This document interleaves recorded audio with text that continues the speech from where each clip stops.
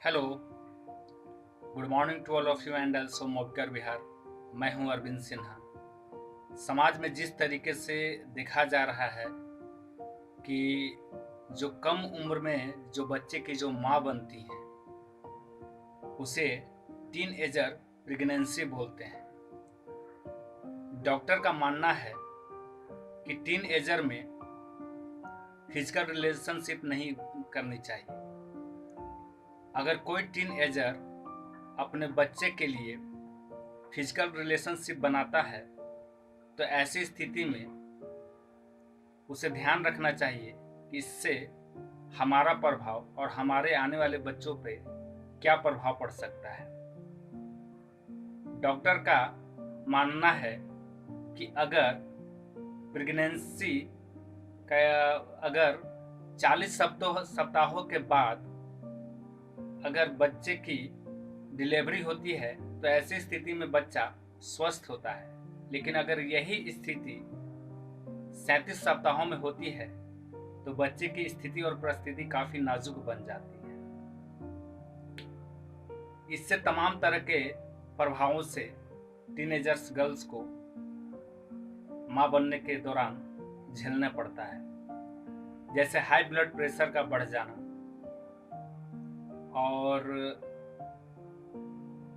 जब high blood pressure जब बढ़ते हैं तो ऐसी स्थिति में किडनी का काफी ज्यादा नुकसान पहुंचना एक लाजिम सी बात बन जाती है।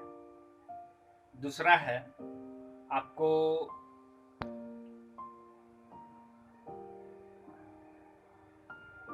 डायबिटीज का बढ़ना।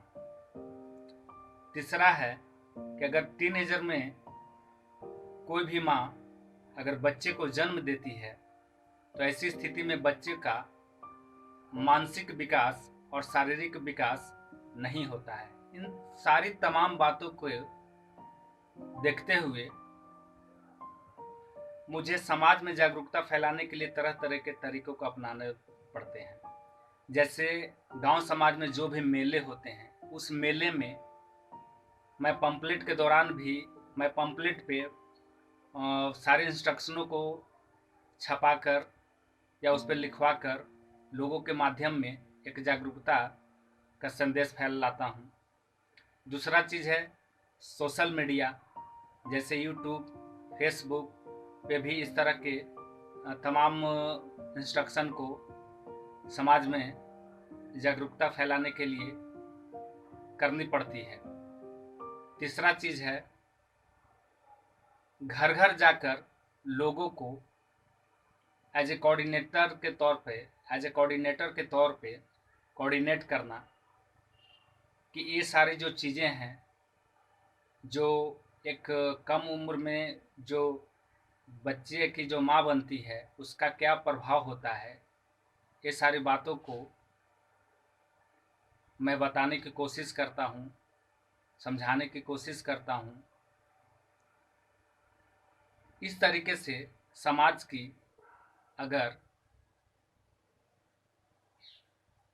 संदेश को दिया जाए या लोगों में एक जागरूकता फैलाया जाए तो हमारा समाज काफ़ी एक जागरूक हो सकता है और स्वच्छ भी हो सकता है।